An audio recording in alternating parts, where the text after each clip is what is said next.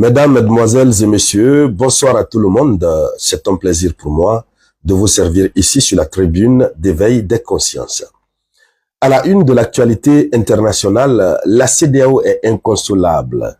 Oui, cette organisation au service de l'impérialisme ne sait plus à quel sens se vouer. La CEDEAO se lamente, elle est très fâchée. Fâchée par rapport à quoi? Par rapport à ce que le Sénégal vient de faire.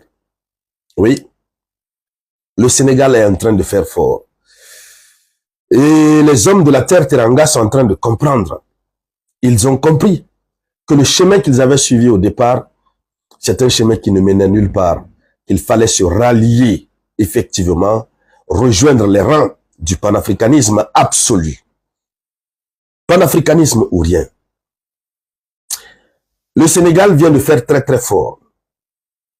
Alors, vous n'êtes pas sans le savoir que la CEDEAO a toujours tenté de présenter les transitions militaires en cours en Afrique de l'Ouest, les responsables et les différents pays comme étant des monstres, on va le dire ainsi, comme étant des personnes qui ne devraient pas être fréquentées, comme étant des personnes avec lesquelles il ne faut pas collaborer puisque ce sont des gens qui sont contre ceci, cela. Mais dans la pratique, l'avenir se dessine en face de ces États dirigés par ces jeunes patriotes à la tête de ces États du Niger, du Mali, du Burkina. Alors, la dynamique qui est enclenchée, qui vise à la reconquête de la souveraineté nationale de nos différents pays, pilotée par l'AES, est en train d'attirer la convoitise de beaucoup d'États africains. On a vu le Togo lorgner l'AES, souhaiter intégrer l'AES. Mais cette fois-ci, il ne s'agit pas d'une intégration directe. Oui, mais le Sénégal fait un rapprochement très sérieux avec les pays de l'AES par le biais du Mali, bien entendu.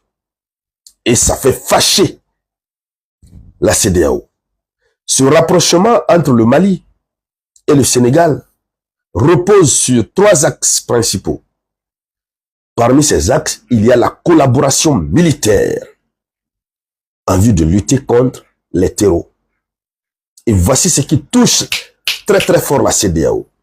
Puisque la CEDEAO voulait voir tous les autres États considérer ces 3 États comme étant des ennemis jurés. Mais malheureusement, c'est le contraire qui se produit. Parce que les peuples même sont en train de pousser leur gouvernement à aller vers cette idéologie de l'AES. Alors, mesdames,